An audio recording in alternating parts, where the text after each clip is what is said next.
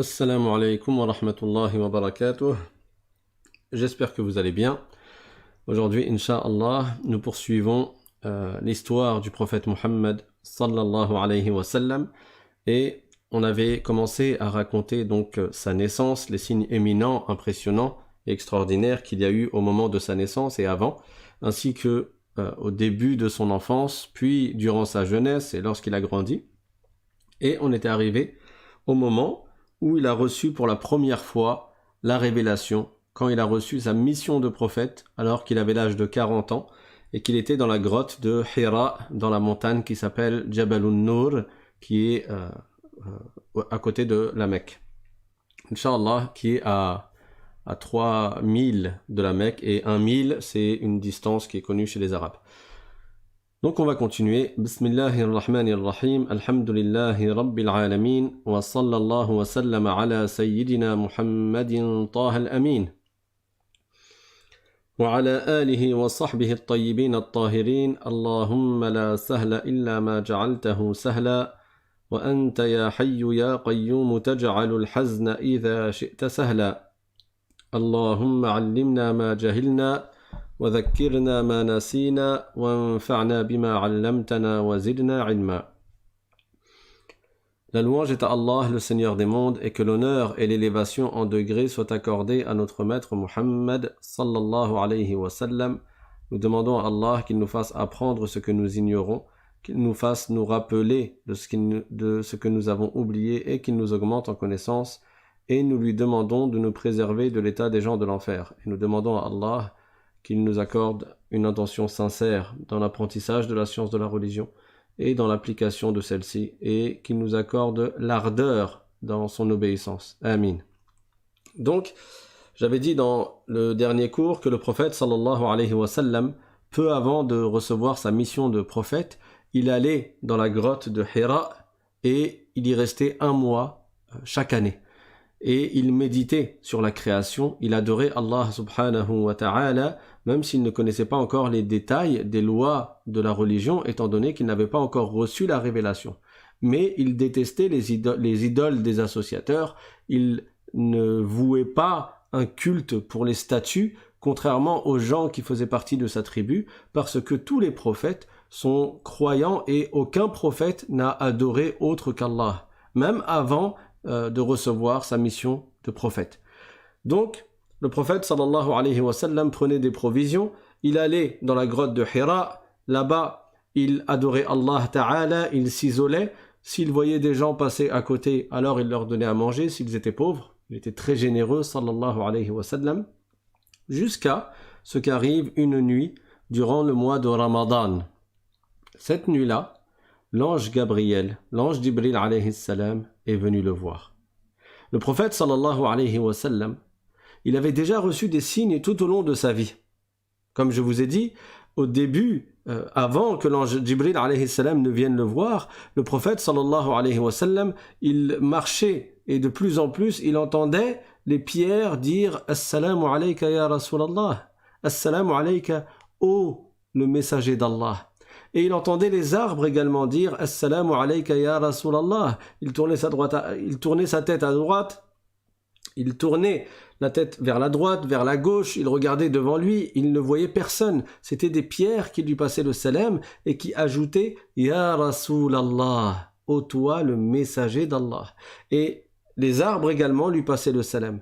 Et le prophète sallallahu alayhi wa sallam, il avait remarqué, tout comme d'autres l'avaient remarqué, lui-même avait remarqué que quand il marchait sous le soleil, il y avait un nuage qui le suivait pour lui faire de l'ombre. Donc il avait vu des signes. Et tous ces signes-là le préparaient à recevoir ce qu'il allait recevoir, cette mission immense et cette mission qui a un poids extrêmement lourd. Donc Jibril alayhi salam, il est venu le voir et il lui a dit « Iqra ». Iqra, c'est-à-dire récite, apprête-toi à réciter ce que je vais te dire de réciter. Mais le prophète sallallahu alayhi wa sallam, il entend « Iqra » et il répond « Ma ana biqari ». Certains savants ont dit que c'est une question, ça veut dire « Qu'est-ce que je récite ?» Et d'autres savants ont dit Ça veut dire, mais moi je ne lis pas ce qui est écrit. Parce que le verbe iqra dans la langue arabe, il s'utilise aussi bien dans le sens de la récitation que dans le sens de la lecture. Jibril alayhi salam lui dit iqra, c'est-à-dire récite ce que je vais te dire de réciter. Les versets du Coran. Et le prophète sallallahu alayhi wa sallam, il entend cela et il dit ma ana biqari. Moi je ne lis pas ce qui est écrit, car le prophète sallallahu alayhi wa sallam ne lisait pas et n'écrivait pas. Et ça, c'est pas une tare à son sujet, le concernant. À notre époque, quelqu'un qui ne lit pas et qui n'écrit pas, on dit c'est un analphabète et c'est considéré comme un défaut. Dans les sociétés en général, quelqu'un qui ne lit pas et qui n'écrit pas, c'est pas, on n'en fait pas des éloges. Sur ce point-là. Mais concernant le prophète Mohammed sallallahu alayhi wa sallam, c'est différent. Parce que ça montre encore plus, ça fait partie des choses qui montrent que c'est bien un envoyé d'Allah, que c'est bien un envoyé de Dieu. Parce qu'il n'a pas pu lire dans les anciens livres, les anciens écrits du passé, des histoires, et lui les a racontées. Et les a racontées en détail. Parce qu'il les recevait par révélation. Et personne ne pouvait dire « Non, mais t'as sûrement dû lire ça dans un livre. » Ben non, c'était connu. Le prophète, sallallahu alayhi wa sallam, ne lisait pas. Et il ne côtoyait pas les juifs et les chrétiens, les juifs qui vivaient à Médine ou bien les chrétiens qui vivaient dans la région de Hachem. Le prophète, sallallahu alayhi wa sallam, vivait à la Mecque. Et pourtant, il informait les gens d'événements qui avaient eu lieu dans le passé, des histoires des prophètes, par exemple, qui avaient eu lieu dans le passé, sans qu'ils ne lisent et sans qu'ils n'écrivent. Donc le fait que le prophète sallallahu alayhi wa sallam ne lisait pas et n'écrivait pas, c'est un éloge le concernant, puisque c'est un signe du miracle qu'il avait, et des miracles qu'il avait, lorsqu'il informait sur les prophètes précédents. Donc le prophète sallallahu alayhi wa sallam, il dit à l'ange Jibril alayhi salam, ma ana biqari. Et l'ange Jibril alayhi salam le prend dans ses bras et il serre, et d'une manière qui est forte. Le prophète sallallahu alayhi wa sallam, il a raconté par la suite, il a dit, c'est presque j'en pouvais plus. Tellement l'ange Jibril alayhi salam le serrait fort. Pourquoi il l'a serré contre lui? En fait, il était en train de lui donner de la force. Le fait de l'entourer, de l'envelopper, le fait de le prendre dans ses bras, c'était pour le consolider, pour qu'il reçoive ce qu'il allait recevoir. Il allait voir des choses extraordinaires, il allait être confronté à des choses qui sont spirituelles, des choses de l'au-delà, des choses extraordinaires. Et donc Allah a ordonné à l'ange Jibril alayhi salam de lui transmettre de la force pour qu'il supporte cela, pour que le prophète sallallahu alayhi wa sallam, il puisse supporter tout ce qu'il allait recevoir, alayhi salatu wassalam. Ensuite, Jibril alayhi salam l'a lâché et lui a dit Iqra, récite, c'est-à-dire récite ce que je vais te dire de réciter. Et le prophète répète Ma ana biqari. Et l'ange Jibril alayhi salam le reprend dans ses bras et il serre fort, puis il le relâche, il lui redonne de la force. Et il dit Iqra une troisième fois. Et le prophète répond la même chose une troisième fois. Et Jibril alayhi salam, il le serre à nouveau très fort. Et là, l'ange Jibril alayhi salam le lâche et il récite les 5 premiers versets du Coran qui sont révélés au prophète sallallahu alayhi wa sallam, qui sont Iqra bismi rabbika alladhi khalaq. خلق الإنسان من علق اقرأ وربك الأكرم الذي علم بالقلم علم الإنسان ما لم يعلم اقرأ باسم ربك الذي خلق, c'est-à-dire récite au nom de ton Seigneur qui a créé. Donc déjà, dans le premier verset, il est cité le fait de réciter au nom d'Allah subhanahu wa ta'ala, celui qui a créé. Et donc, il y a du tawhid, la science de l'unicité de Dieu, dans le premier verset qui a été révélé au prophète Muhammad sallallahu alayhi wa sallam. Et le tawhid, c'est ce qu'il y a de plus important en islam. Avoir la foi en Allah, croire en Allah et en son unicité. C'est-à-dire qu'Allah est l'unique créateur de toutes choses et qu'il ne ressemble pas à ses créatures et qu'il n'a pas d'associé dans la divinité. Allah a créé l'homme à partir d'un caillot de sang, c'est-à-dire que lorsque le mani du pape, lorsque le mani du père et de la mère se réunissent et que se forme petit à petit l'embryon, au début ça commence en étant comme un caillot de sang. Ça a la même forme, le même aspect et la même taille qu'un caillot de sang. Allah Ta'ala nous a créés, nous, êtres humains, et regardez d'où l'on provient. Méditons sur l'origine de notre création. Bien sûr, après si on remonte tout en haut, dans la lignée, dans la généalogie, on descend du prophète Adam alayhi salam, qui lui a été créé à partir d'eau et de terre. Mais si on médite sur nous-mêmes, sur ce que nous étions, sur notre provenance, comment quelqu'un peut-il être orgueilleux? Comment quelqu'un peut-il être orgueilleux, se vanter, se considérer fier de lui-même s'il réfléchit à sa provenance? Comment quelqu'un peut-il se sentir supérieur aux autres et être orgueilleux et mépriser les autres alors qu'il provient du mani de son papa et de sa maman? Donc, la méditation sur ce sujet, elle nous entraîne vers la modestie, elle nous pousse à être humbles et modestes en nous rappelant que au début nous n'étions quasiment rien, nous étions tel un caillot de sang, une réunion de 2 spermes, et quand on va finir, quand on va mourir, qu'est-ce qu'on va devenir? On sera sous la terre, effrité, décomposé, sauf certaines personnes pour qui Allah Ta'ala a prédestiné que leur corps ne se consume pas dans la tombe, comme les prophètes par exemple, alayhimus salatu wassalam. Donc Allah a créé l'homme d'un caillot de sang. Iqra wa rabbukal akram. Récite, et ton Seigneur, il dispense de nombreux bienfaits. Allah Ta'ala, il accorde beaucoup de bienfaits à sa création. Nous, tout ce que nous avons, tout ce que nous possédons, c'est par la grâce d'Allah. C'est Allah qui nous a accordé cela. Tu as des yeux, qui t'a donné tes yeux? C'est Allah. C'est Allah qui t'a donné tes yeux. Une fois, quelqu'un a demandé à quelqu'un d'autre, il lui a dit... J'ai oublié l'histoire. Inch'Allah, je reviendrai avec. J'ai la fin de l'histoire dans ma tête, mais j'ai pas le début de l'histoire. Quoi qu'il en soit. Donc, tes yeux, c'est Allah Ta'ala qui te les a donnés. Mais le résumé de l'histoire, c'est que même si tu avais 10 millions d'euros qui t'appartiennent, tu as sué pour les avoir. Non, c'est pas ça.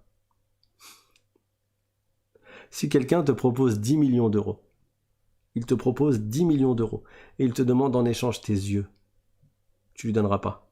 10 millions d'euros, beaucoup de gens rêvent d'avoir beaucoup d'argent. Beaucoup de gens rêvent d'avoir des millions.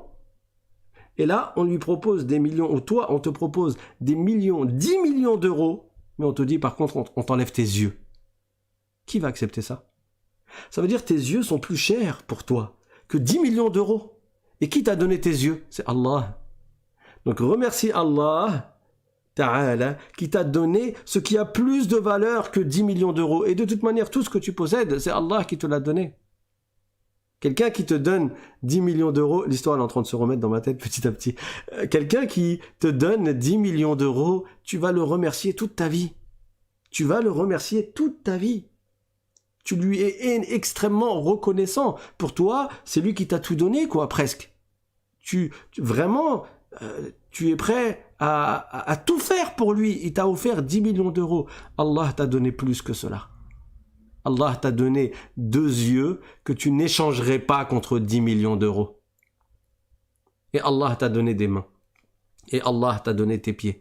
Et Allah t'a donné un ventre. Et Allah t'a donné la santé. Et Allah t'a donné une famille. Et Allah t'a donné tous les bienfaits que tu as. Allah dit dans le Coran, وَمَا بِكُم مِّن نِعْمَةٍ فَمِنَ اللَّهِ. C'est-à-dire, tout ce que tu as comme bienfait, ça provient d'Allah. C'est Allah qui te l'a accordé. C'est par sa grâce. Iqra wa rabbukal akram. Récite, et ton Seigneur est celui qui donne de nombreux bienfaits. الذي علم بالقلم علم الإنسان ما لم يعلم. Allah, c'est lui qui a enseigné, qui nous a fait savoir ce que nous savons, bil qalam, par le qalam, et il a enseigné à l'homme ce qu'il ne savait pas. Tout ce que nous savons, notre science, nos connaissances, c'est Allah Ta'ala qui nous les a donnés également. Donc ce sont là les 5 premiers versets qui ont été révélés au prophète Muhammad sallallahu alayhi wa sallam. Ensuite, donc le prophète sallallahu alayhi wa sallam a mémorisé ces 5 versets et l'ange Jibril alayhi salam, il lui a appris à faire le wudu et la prière.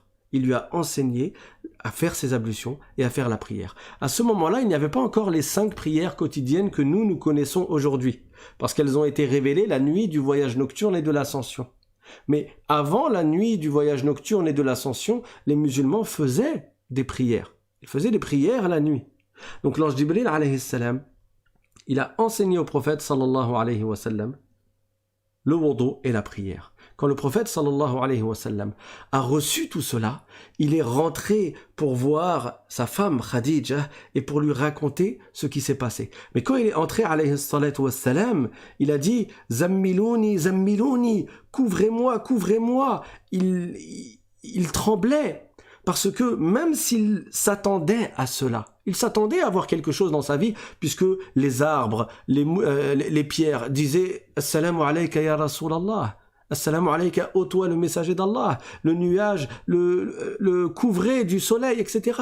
Il s'attendait à quelque chose. Mais parfois, même quand tu t'attends à quelque chose, quand elle arrive, cette chose-là, c'est intense. C'est intense. Par exemple, quand on voit quelqu'un de notre famille qui est extrêmement malade, il est en fin de vie, on sait qu'il va mourir. On s'y attend. Et pourtant, au moment où il décède, mais on pleure. On s'y attendait. Et malgré cela, c'est très intense au moment où ça arrive. Le prophète sallallahu alayhi wa sallam, il n'a pas douté qu'il était un prophète quand l'ange Jibril alayhi salam lui a annoncé qu'il était un messager d'Allah et qu'il avait une mission qui était d'enseigner aux gens l'islam. Le prophète n'a pas douté.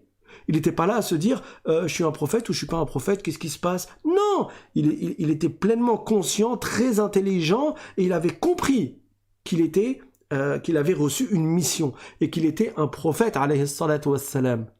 Mais malgré cela, c'était tellement intense qu'il est entré voir Khadija, son épouse, et il a dit « Zammilouni, zammilouni, zammilouni, zammilouni », c'est-à-dire « couvrez-moi, couvre-moi ».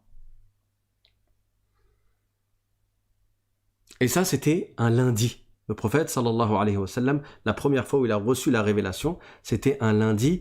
Pour preuve, lui-même, il a dit, alayhi salatu wa sallam, du fait qu'il jeûnait le lundi, ils lui ont demandé pourquoi tu jeûnes le lundi, et il a dit, dhaka yawmun wulidtu fihi wa unzila alayya fihi, c'est-à-dire c'est le jour dans lequel je suis né, et c'est le jour dans lequel j'ai reçu la révélation. Donc, il a raconté à Khadija, radiyallahu anha, et immédiatement, elle l'a soutenu, elle l'a soulagé, elle a été un grand soutien pour lui. Et Khadija, comme je vous ai dit, c'est la meilleure femme de cette communauté après sa fille Fatima. C'était une grande sainte et le prophète sallallahu alayhi wa sallam, il n'a cessé de faire son éloge et de parler d'elle après sa mort. Après la mort de Khadija, le prophète sallallahu alayhi wa sallam continuait à parler d'elle.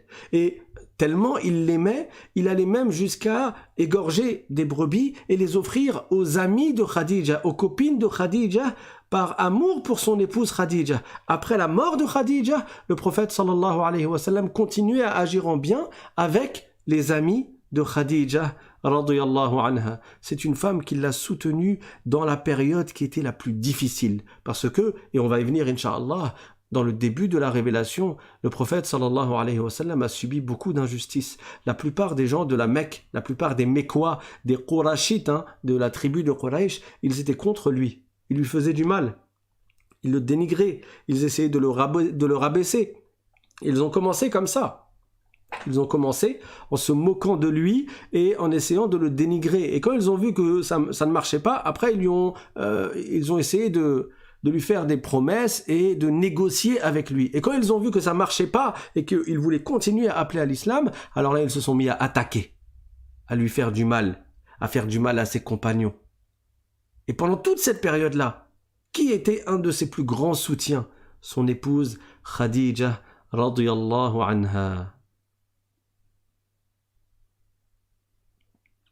Le prophète sallallahu alayhi wa sallam, quand il lui a raconté, elle lui a dit « Kalla, wallahi la yukhzika Allahu abada » Elle a immédiatement cru en lui. Elle lui a dit « Par Allah, Allah Ta'ala ne va pas t'humilier.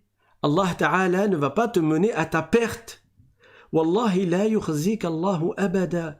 إنك لتصل الرحم وتصدق الحديث وتقري الضيف وتحمل الكل وتعين على نوائب الحق وتعين على نوائب الحق. Elle lui a cité ces qualités qui font de lui un homme bon. Elle lui a dit mais toi tu conserves les liens avec tes proches parents. Tu es véridique lorsque tu parles, tu offres l'hospitalité à tes hôtes, tu es généreux envers tes invités, tu soutiens celui qui est démuni, celui qui est faible, tu aides les gens à surmonter les malheurs. Donc c'est sûr que Allah Ta'ala va t'accorder le soutien et la victoire. Et bien sûr, elle a cru en lui immédiatement et c'est la première femme et même c'est la première personne à avoir cru en le prophète Mohammed sallallahu alayhi wa sallam. La première personne à avoir embrassé l'islam à l'époque du prophète Mohammed sallallahu alayhi wa sallam, c'est son épouse Khadija radiyallahu anha, Ummul Mu'minin, la mère des croyants. Et les femmes du prophète sallallahu alayhi wa sallam, on les appelle les mères des croyants. Khadija radiyallahu anha, comme je vous ai dit la dernière fois, le prophète sallallahu alayhi wa sallam, il s'est marié avec elle alors qu'il avait 25 ans et elle en avait 40. Elle avait 15 ans de plus que lui. Et quand le prophète sallallahu alayhi wa sallam a reçu la révélation, il avait 40 ans et elle en avait 55. Elle avait 55 ans. Et c'était un des plus grands soutiens pour le prophète sallallahu alayhi wa sallam. Et elle est décédée 10 ans plus tard, à l'âge de 65 ans, dans une année qui a été surnommée l'année de la tristesse, tellement ça a été dur pour le prophète Mohammed sallallahu alayhi wa sallam de perdre sa femme Khadija radiyallahu anha. Khadija a eu 6 enfants avec le prophète sallallahu alayhi wa sallam. Elle avait eu des enfants avant, lorsqu'elle s'était mariée. Parce qu'elle a eu 2 maris avant de se marier avec le prophète sallallahu alayhi wa sallam, et elle avait eu des enfants. Parmi eux, un garçon qui s'appelle Hind. Même si le mot Hind, le prénom Hind, il est souvent utilisé pour les filles, mais il est également utilisé parfois pour les garçons. Et cet enfant qui s'appelle Hind, qui est le fils de Khadija, mais qui n'était pas le fils du prophète Mohammed sallallahu alayhi wa sallam, lui aussi il est entré en islam par la suite, et il a fait partie des pieux prédécesseurs. Donc elle a eu 6 enfants avec lui, elle a eu 3 garçons et 3 filles. Elle a eu 2 garçons et 4 filles. Et le prophète sallallahu alayhi wa sallam, par la suite, avec une autre femme, il a eu un autre garçon. Donc en tout, le prophète sallallahu alayhi wa sallam a eu 3 garçons et 4 filles. 3 garçons et 4 filles, 7 enfants. Et il a perdu tous ses enfants avant de mourir, sauf Fatima, qui était la dernière de ses filles, radiyallahu anha. Donc les enfants de Khadija avec le prophète Mohammed sallallahu alayhi wa sallam, c'était tout d'abord au niveau des garçons Al-Qasim. Et c'est pour ça que le prophète Mohammed sallallahu alayhi wa sallam est surnommé Abul Qasim, le père de Al-Qasim. Mais Al-Qasim, il est mort en bas âge. Également, Khadija a eu avec le prophète Mohammed sallallahu alayhi wa sallam At-Tayyib, qu'on appelle aussi At-Tahir et qu'on appelle également Abdullah. Et Abdullah, ça fait partie des meilleurs prénoms. Abdullah et Abdurrahman sont les meilleurs prénoms que l'on peut donner à un garçon. Et au niveau des filles, donc ils ont eu 4 filles. La plus grande, c'était Ruqayya. Il y a eu ensuite Zaynab, puis Kulthum et la dernière, Fatima, radiyallahu anha, Fatima, qui était la meilleure femme de cette communauté. Une fois, il y a une personne qui a une des épouses du prophète sallallahu alayhi wa sallam par la suite, après la mort de Khadija, qui avait comme critiqué Khadija parce qu'elle a été prise de jalousie et parce que le prophète sallallahu alayhi wa sallam ne cessait de faire l'éloge de Khadija. Et alors cette femme, cette épouse du prophète sallallahu alayhi wa sallam, elle a été prise de jalousie et elle a dit une parole qui ne convenait pas au sujet de Khadija. Et le prophète sallallahu alayhi wa sallam, ça l'a mis en colère et il a dit Wallah, laqad amanat bi idh kafara bi an-nas wa awatni idh rafadani an-nas wa saddaqatni idh kadhabani an-nas. Le prophète sallallahu alayhi wa sallam, pour montrer le mérite de Khadija, il a dit alayhi salatu wa salam, je jure par Allah, elle a eu foi en moi alors que les gens ont mécru en moi. Parce que, comme je vous ai dit au début de la révélation, la plupart ne croyaient pas au prophète sallallahu alayhi wa sallam. Elle m'a soutenu alors que les gens me rejetaient. Elle a cru en moi alors que les gens me démentaient. Donc, elle a un très grand mérite. Elle a une grande place dans le cœur du prophète sallallahu alayhi wa sallam.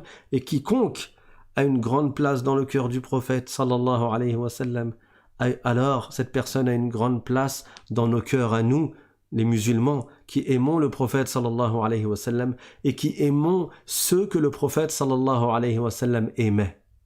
Et de toutes les épouses que le prophète sallallahu alayhi wa sallam a eues, celle qu'il a préférée, c'était Khadija radiyallahu anha. Donc, Khadija, elle est partie avec le prophète sallallahu alayhi wa sallam pour aller voir son cousin. Le cousin de Khadija, qui s'appelait Waraqat ibn Nawfal. C'était un homme qui était très âgé et qui détestait les statues. Il vivait à la Mecque, mais lui, il s'était converti au christianisme et il savait lire l'hébreu et il recopiait des livres anciens, il écrivait ces livres anciens parce qu'il connaissait la langue hébraïque. Et cet homme-là, il était très âgé, il était aveugle. On était en pleine nuit à ce moment-là, ils vont le voir et Khadija, elle se présente à lui, il est aveugle, elle lui dit qu'elle est avec le prophète Mohammed sallallahu alayhi wa sallam et qu'ils ont quelque chose à dire. Alors, Waraqat ibn Nawfal, qui est très âgé, il lui dit « Je t'écoute, ô mon neveu ». Le prophète, c'était pas son neveu, mais c'était une façon d'appeler quelqu'un qui était plus jeune que lui, parce que Waraqat ibn Nawfal était très âgé, c'est un vieillard.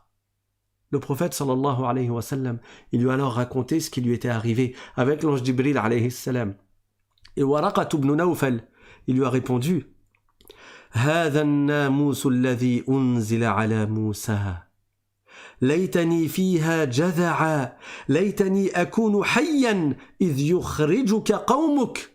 Il lui a dit, c'est le même ange qui est descendu sur le prophète Moussa alayhi salam. Waraqat ibn Nawfal, il a lu dans les livres anciens, donc il était au courant de ces choses-là. Il lui a dit, c'est le même ange, An-Namous, c'est le même ange, c'est-à-dire l'ange Gabriel, l'ange Jibril alayhi salam, qui est descendu sur le prophète Moussa alayhi salam, et bien sûr sur tous les autres prophètes.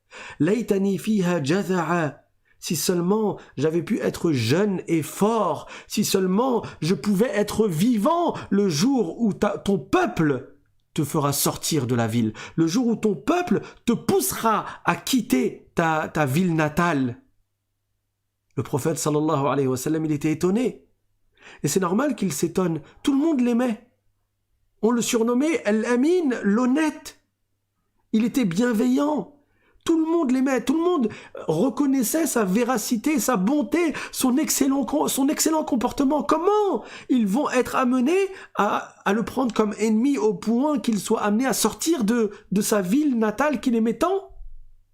Comment ça se fait? Le prophète est étonné. Alors il a répondu, Awa mukhrijiyahum, mon peuple, ma famille, ma tribu, ils vont me pousser à quitter ma ville.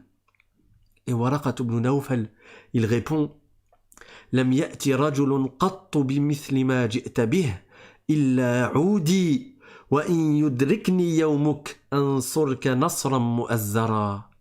Il lui répond, il n'y a pas un homme qui est venu avec ce avec quoi tu es venu, sans qu'il ne subisse, sans qu'il ne soit amené à avoir des ennemis, sans que des gens le prennent pour ennemi, sans que des gens ne l'attaquent et s'en prennent à lui. Ça veut dire que tu vas subir des nuisances. Les gens vont être contre toi. Ils vont vouloir t'attaquer. Tout comme les prophètes avant toi, chaque prophète qui est venu avec le même message qui est l'islam, d'adorer Allah uniquement et de ne rien lui associer, de ne pas adorer autre qu'Allah, chacun des prophètes a subi des injustices de la part de leur peuple.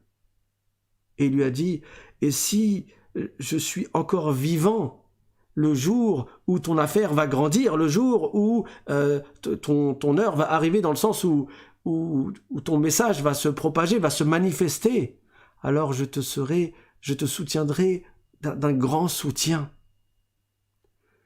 Et ensuite, peu de temps après, donc ils sont rentrés, et peu de temps après, il a été dit 2 mois après, Waraqat ibn Nawfal est décédé. Et à partir de là, le prophète Mohammed sallallahu alayhi wa sallam a commencé à appeler à l'islam. Il n'a pas commencé à le crier sur les toits au grand jour. Non pas que c'était un lâche ou un peureux, non, mais le prophète Mohammed sallallahu alayhi wa sallam, il agissait avec une grande sagesse. Le prophète sallallahu alayhi wa sallam, il a commencé par des personnes à parler à des gens qui l'aimaient et en qui il avait confiance, et il pensait que ces gens allaient croire en lui. Et donc il a commencé à appeler les gens à l'islam, et bien sûr le premier à avoir cru en le prophète Mohammed sallallahu alayhi wa sallam, c'est parmi les hommes, c'est Abu Bakr as-Siddiq radiyallahu anhu. Abu Bakr as-Siddiq, il a cru immédiatement au prophète sallallahu alayhi wa sallam. Immédiatement. Beaucoup, quand le prophète les appelait à l'islam, ils ont marqué un temps d'arrêt, un temps de réflexion, un temps. Abu Bakr, c'est le prophète qui l'a dit. Il a dit, Abu Bakr, il a cru immédiatement en moi. Abu Bakr as-Siddiq radiyallahu anhu, c'était avant cela son ami. Déjà, ils étaient proches. C'était son compagnon. Et quand le prophète a appelé à l'islam à l'âge de 40 ans, Abu Bakr, il en avait 37. Il avait 3 ans de moins que le prophète Mohammed sallallahu alayhi wa sallam. Et donc, il a cru immédiatement en lui, et il l'a beaucoup soutenu, comme on le verra, Inch'Allah, dans la suite de l'histoire sur le prophète Mohammed sallallahu alayhi wa sallam. Et si Allah nous l'accorde, également lorsqu'on parlera des compagnons et des 4 califes bien guidés, Abu Bakr, Omar, Uthman et Ali, radiyallahu anhum ajma'in. Donc Abu Bakr, dès qu'il a reçu l'appel à l'islam du prophète, il est entré en islam et il est parti lui-même appeler les autres à l'islam. Il n'a pas attendu. Parmi les meilleurs des compagnons, beaucoup d'entre eux, c'est Abu Bakr la cause pour leur entrée en islam. Ils ont embrassé l'islam par la cause d'Abu Bakr radiyallahu anhu. Et il soutenait beaucoup l'islam avec son argent, tout son argent. Il était riche. Il avait 40 000 dinars d'or. Donc à notre époque, ça fait comme si tu étais millionnaire. Il avait 40 000 dinars d'or. C'était quelqu'un qui était des hauts dignitaires de Quraysh. Il était extrêmement riche et il était aussi apprécié des gens parce que il avait un bon comportement. Abu Bakr radiyallahu anhu, il a jamais touché à l'alcool. Même à l'époque de la Jahiliya, à l'époque avant l'avènement de la mission du prophète Mohammed sallallahu alayhi wa sallam, Abu Bakr, il buvait pas d'alcool. Il voyait ce que l'alcool faisait aux autres. Il ne touchait pas à l'alcool. Radiyallahu anhu. Et donc, Abu Bakr, il s'est mis à aider le prophète sallallahu alayhi wa sallam. Il appelait les gens à l'islam, il a fait entrer des gens en islam, il a été la cause pour eux, et il soutenait avec son argent. Il affranchissait des esclaves qui étaient devenus musulmans et qui se faisaient torturer par leur maître. Abu Bakr les achetait pour les affranchir. Il les achetait, après il leur disait « tu es libre ». Ça y est, il devenait libre. Et Abu Bakr, il a dépensé beaucoup de son argent. Et c'est pour ça qu'il y a un homme qui s'appelle Hassan ibn Thabit. C'était un grand poète. Il a vécu 60 ans avant l'islam et il a vécu 60 ans après l'islam. Donc il a vécu 120 ans. Et c'était un poète qui était extrêmement connu déjà depuis l'époque de la Jahiliya. Hassan ibn Thabit, quand tu étudies la langue arabe et que tu étudies la littérature arabe, tu étudies les textes de Hassan ibn Thabit. Et quand il est entré en islam, après l'avènement de la mission du prophète sallallahu alayhi wa sallam, il a récité des vers de poésie pour soutenir le prophète sallallahu alayhi wa sallam. Il a composé de la poésie, des poèmes pour soutenir le prophète sallallahu alayhi wa sallam. Et dans un poème, il a fait l'éloge de Abu Bakr radiyallahu anhu. Et il a dit إذا تذكرت شجوا من أخي ثقة فاذكر أخاك أبا بكر بما فعل خير البرية أتقاها وأعدلها إلا النبي وأوفاها بما حمل والثاني الصادق المحمود مشهده وأول الناس منهم صدق الرسل وثاني اثنين في الغار المنيف وقد طاف العدو به إذ صعد الجبل عاش حميدا لأمر الله متبعا بهدي صاحبه الماضي وما انتقلا وكان حب رسول الله قد علموا من البرية لم يعدل به رجلا. Dans ces vers de poésie, il exprime justement le mérite qu'a Abu Bakr radiyallahu anhu dans notre communauté. Et c'est pour ça que, même si on parle là de la vie du prophète sallallahu alayhi wa sallam, il est important de s'arrêter quand même pour connaître un peu ses compagnons, ceux qui l'ont soutenu, ceux qui ont été la cause avec le prophète pour que l'islam arrive à nous et nous parvienne 1500 ans, 1400 ans plus tard.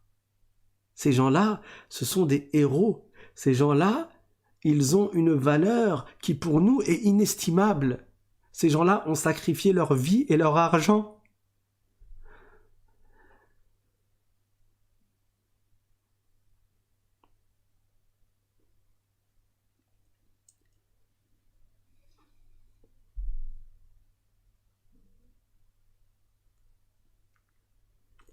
Ces gens-là, ils ont sacrifié leur vie et leur argent pour propager, pour soutenir le prophète et pour propager le message qui fait que la personne, elle va au paradis si elle le suit.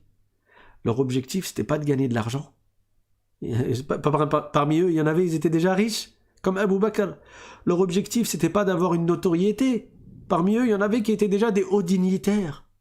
Leur seul objectif, c'était de gagner l'agrément d'Allah, de gagner le paradis en propageant ce message qui est la clé du paradis.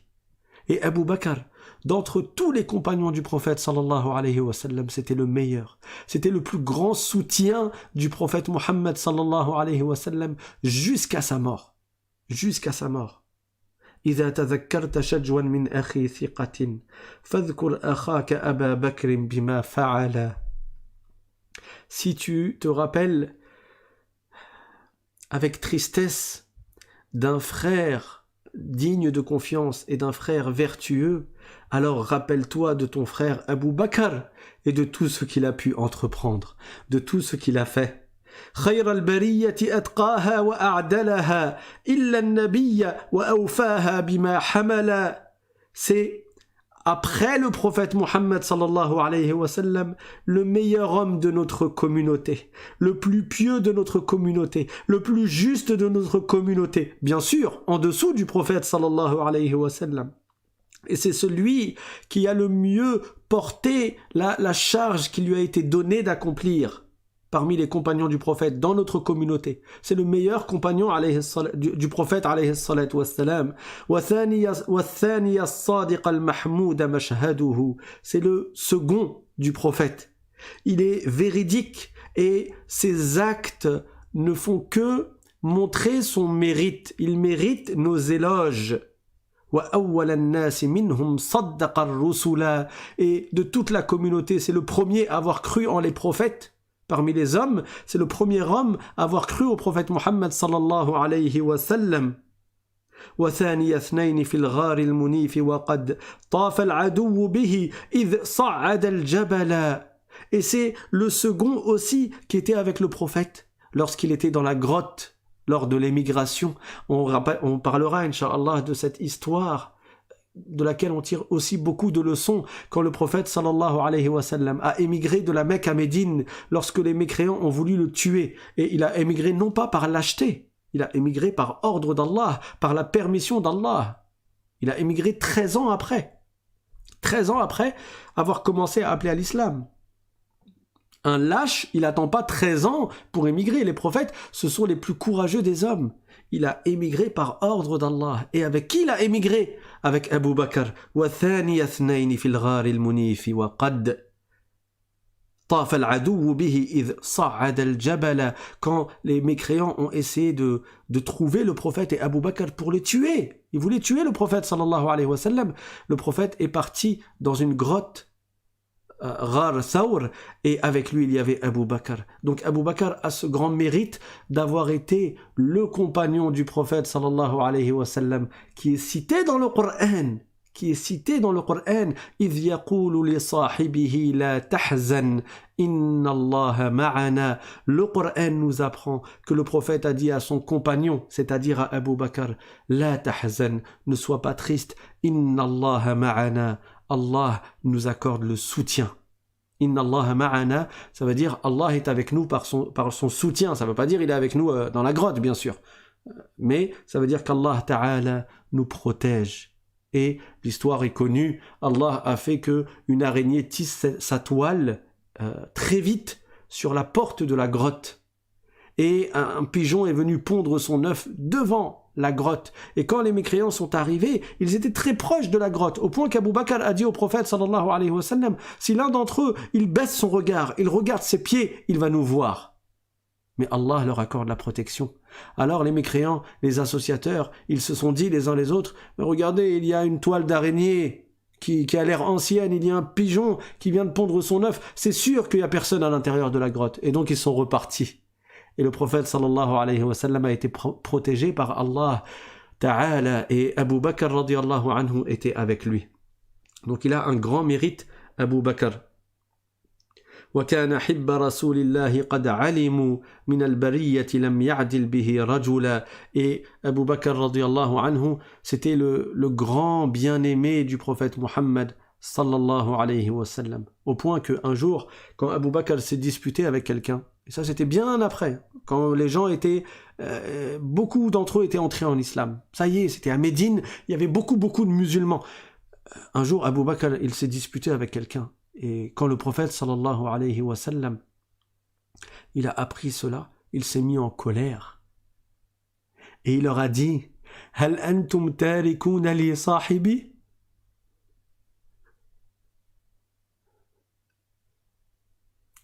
Il leur a dit, vous n'allez pas laisser mon compagnon tranquille? N'allez-vous pas laisser mon compagnon tranquille? هل أنتم تاركون لي صاحبي?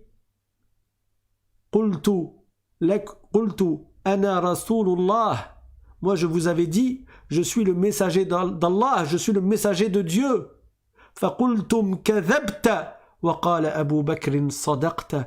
Et vous me disiez tu es un menteur, alors qu'Abu Bakr disait tu es véridique.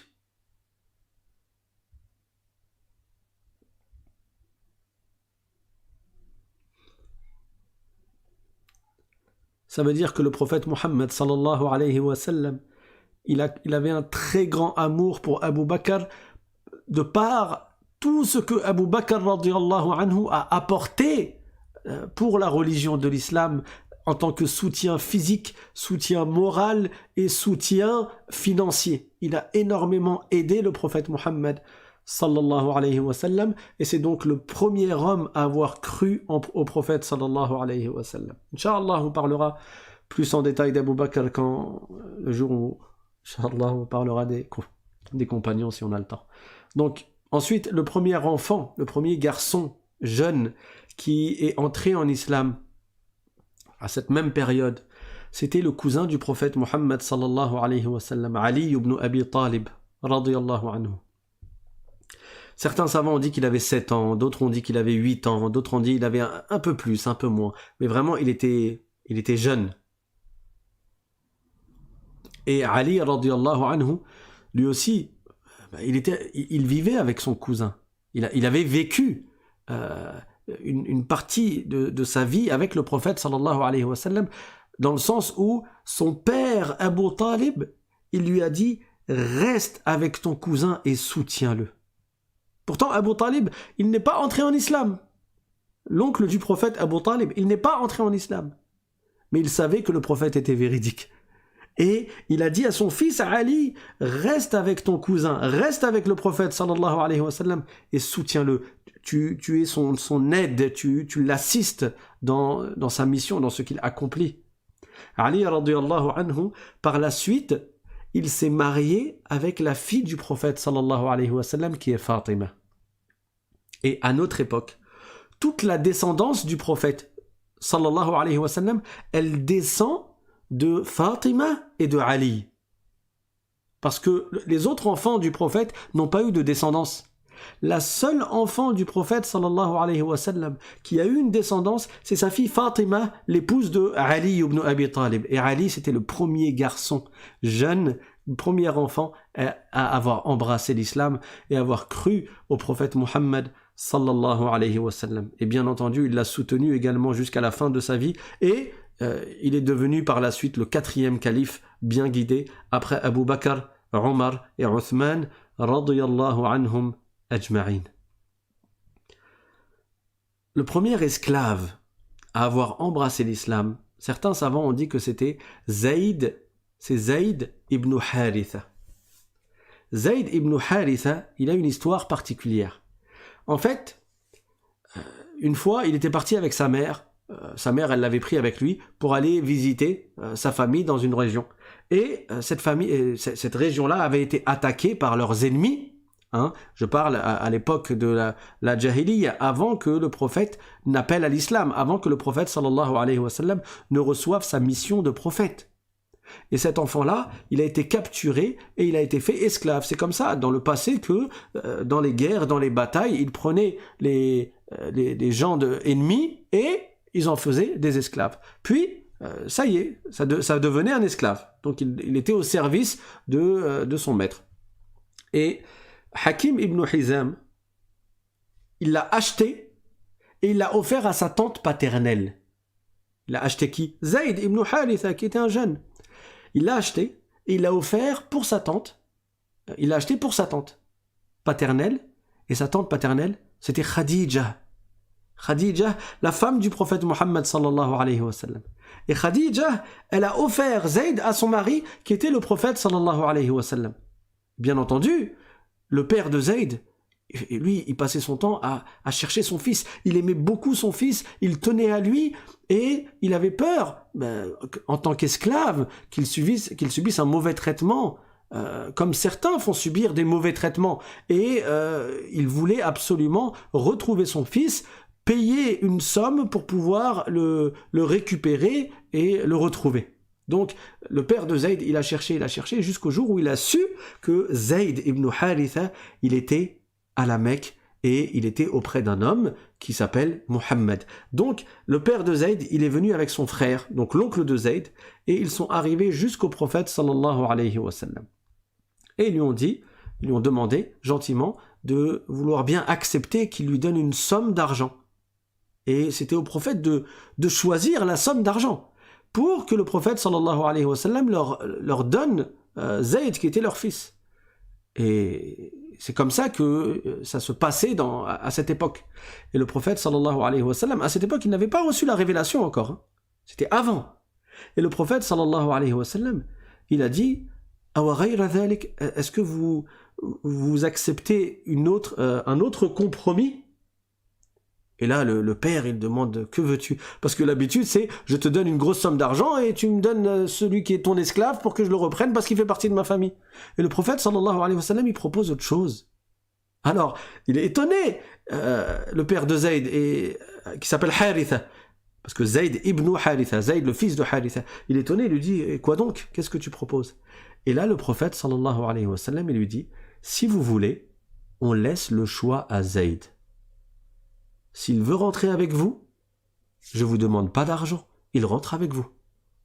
S'il veut rester avec moi, il reste avec moi. Et c'était extrêmement surprenant, parce que habituellement, quelqu'un ne veut pas laisser son esclave comme ça, sans argent. Donc il va demander une énorme somme, parce que justement c'est le père qui le demande, donc il sait qu'il pourra demander une grosse somme, et puis voilà. Et eux, ils se disaient, c'est sûr qu'il va pas vouloir rester avec lui en tant qu'esclave, il va vouloir rentrer avec nous. Et donc, ils lui ont dit, tu as été plus que juste avec nous en nous faisant cette proposition. Ce que tu nous demandes, ce que tu nous proposes, c'est d'une extrême gentillesse. Que on laisse le choix à Zayd, s'il veut, il vient avec nous et c'est gratuit. Ça y est, il repart libre avec nous, et s'il veut, il reste avec toi. Ben d'accord, on est d'accord. Ils lui ont dit, tu as été plus que juste, tu nous as donné, tu as été très généreux envers nous par cette proposition. Donc ils ont appelé Zayd, et le prophète sallallahu alayhi wa sallam, il demande à Zayd, est-ce que tu les connais? Et Zayd, il dit, oui, c'est mon père et mon oncle. Et le prophète sallallahu alayhi wa sallam, il lui a dit, et moi, tu me connais, choisis. Soit tu pars avec eux, soit tu restes avec moi. Et là, Zayd ibn Haritha, il répond, je ne te remplace par personne. Je choisis personne à ta place. Tu es pour moi comme un père et un oncle.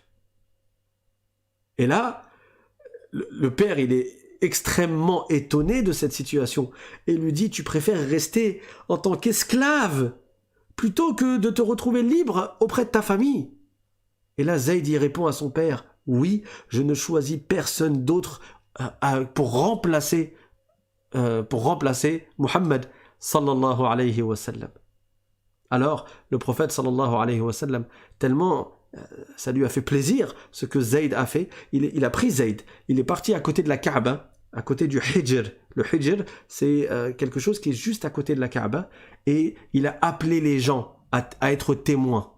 Et c'est comme ça qu'on faisait dans le passé, quand on voulait annoncer quelque chose pour que tout le monde soit au courant. Donc la personne, elle lève la voix et elle appelle les gens à se réunir autour d'elle. Et là, le prophète sallallahu alayhi wa sallam, il a dit aux gens, soyez témoins que Zayd est mon fils. Il hérite de moi et j'hérite de lui. Et donc il l'a adopté. À cette époque-là, il n'y avait pas encore eu l'interdiction de l'adoption. Attention, je m'explique. Quand on dit qu'en islam c'est interdit d'adopter, ça veut dire de faire en sorte que cet enfant-là, il soit ton fils, de sorte à ce que tu dises aux gens, c'est mon fils, et que moi je suis son père, et que j'hérite de lui s'il décède, et il hérite de moi si je décède. C'est ça qui est interdit en islam.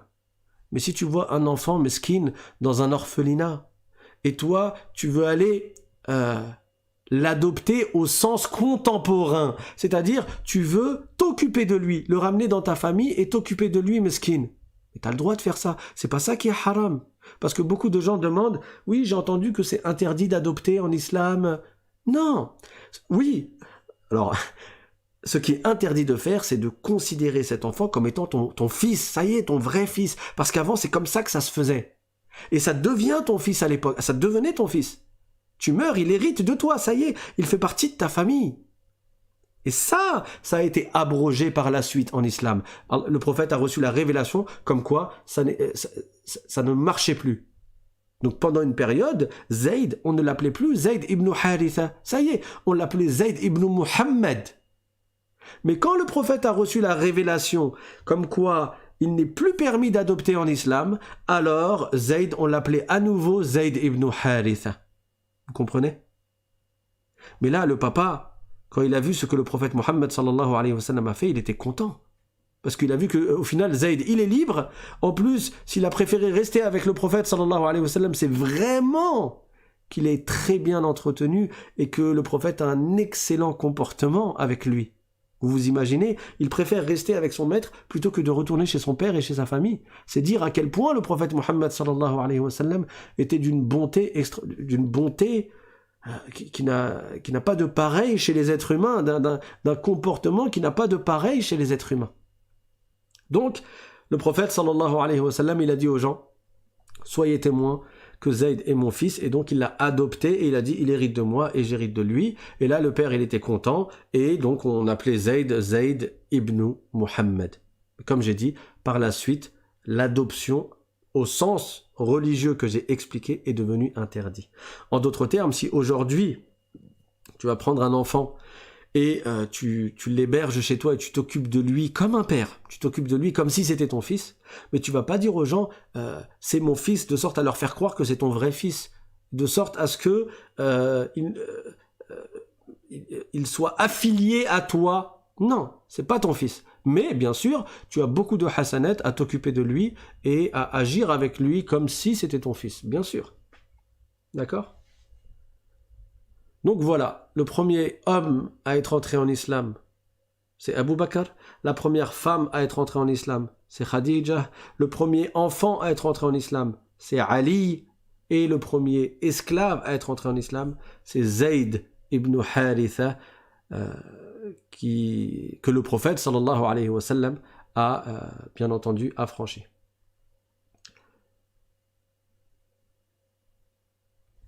Je crois qu'on va s'arrêter là ou pas ? Qu'est-ce que vous en pensez? Ça doit faire 1 heure là. Inch'Allah, on poursuivra demain. On va parler de quelques compagnons encore qui sont parmi les premiers à être entrés en islam, parce que ces compagnons ont beaucoup de mérite et c'est important de les connaître. C'est quand même très attristant. En vrai, ça fait pleurer. Mais on a le cœur tellement dur et tellement qu'on n'en pleure même pas. Mais c'est affligeant de voir à quel point nous qui sommes des musulmans, par la cause du prophète Mohammed sallallahu alayhi wa sallam et de ces hommes-là qui ont soutenu le prophète sallallahu alayhi wa sallam, on ne connaît peut-être même pas leur prénom, alors que dire de leur histoire. Et par contre, on est capable de réciter sur des personnes qui ont très peu de valeur leur vie et avec qui ils sont mariés et combien d'enfants ils ont et combien ils ont soi-disant été achetés par des clubs ou je ne sais quoi, ou des acteurs, combien de films ils ont fait ou quels sont les films dans lesquels ils ont joué et qui est avec qui n'est plus avec qui et où est-ce qu'ils vivent et où est-ce qu'ils ont été transférés pour les footballeurs et je ne sais quoi. Ça, il y en a qui le maîtrisent sur le bout des doigts. Et l'autre, combien de ballons d'or il a eu, et l'autre, pourquoi il mérite plus que l'autre d'avoir un ballon d'or, parce qu'il a gagné telle et telle et telle chose, il a marqué tant et tant et tant de buts, ça, sur le bout des doigts. Et ceux qui ont un grand mérite sur nous, qui ont propagé l'islam, qui ont soutenu le prophète Mohammed sallallahu alayhi wa sallam, qui ont été les premiers à croire en lui quand la plupart ne croyaient pas, quand la plupart lui faisaient du tort et du mal, lui causaient du tort et du mal, alors qu'il appelait au message au message qui mène vers le paradis. Ces gens-là, on les connaît pas. Franchement, n'est-ce pas honteux de notre part de ne pas se remémorer ces hommes héroïques, ces vrais hommes? C'est la honte. C'est la chouma. On connaît par cœur des gens qui sont parfois des gens qui sont dans la débauche et dans le haram et dans l'injustice et parfois certains d'entre eux ils sont vraiment dans l'alcool et la fornication et je ne sais quoi et là les gens ils connaissent par cœur leur vie et les pieux prédécesseurs vertueux, notre salaf salih, nos prédécesseurs vertueux, on ne les connaît pas. On ne les connaît pas. Est-ce que c'est normal? C'est pas normal. Donc apprenez ces noms par cœur et apprenez leur histoire. Abu Bakr, le premier des hommes à avoir cru au prophète Mohammed sallallahu alayhi wa sallam, et le meilleur de ses compagnons. Khadija, la première et la meilleure épouse du prophète Mohammed sallallahu alayhi wa sallam, et la meilleure femme de cette communauté après sa fille Fatima, et la troisième meilleure femme de l'humanité après Maryam, la mère du prophète Isa alayhi salam, et après la fille du prophète Fatima, la fille du prophète Mohammed sallallahu alayhi wa sallam et de Khadija qui est Fatima. Donc la troisième meilleure femme de l'humanité c'est Khadija et c'est la première femme à avoir cru au prophète Mohammed sallallahu alayhi wa sallam. Ali ibn Abi Talib, c'est le premier enfant à avoir cru au prophète Mohammed sallallahu alayhi wa sallam, et Zayd ibn Haritha, c'est le premier esclave à avoir cru au prophète Mohammed sallallahu alayhi wa sallam. On va s'arrêter là, Inch'Allah, pour aujourd'hui. Je vous donne rendez-vous demain. Wa akhiru da'wana anil hamdulillahi rabbil alamin. Et je vous rappelle, pour ceux parmi vous qui êtes nouveaux, que vous pouvez vous inscrire pour recevoir le lien des cours quelques minutes avant chaque cours. Il suffit d'envoyer un mail à l'islam.simplement@gmail.com et Inch'Allah, on vous ajoutera à la liste de diffusion. Et n'oubliez pas également de vous abonner et d'activer la cloche. Comme ça, vous serez prévenu par YouTube dans les cas exceptionnels où il y a un bug et on ne peut pas vous envoyer le lien des cours par WhatsApp. Barakallahu fikum, subhana rabbika rabbil izzati amma yasifun, wa salamun ala al-mursalin, walhamdulillahi rabbil alamin, wassalamu alaykum wa rahmatullahi wa barakatuh.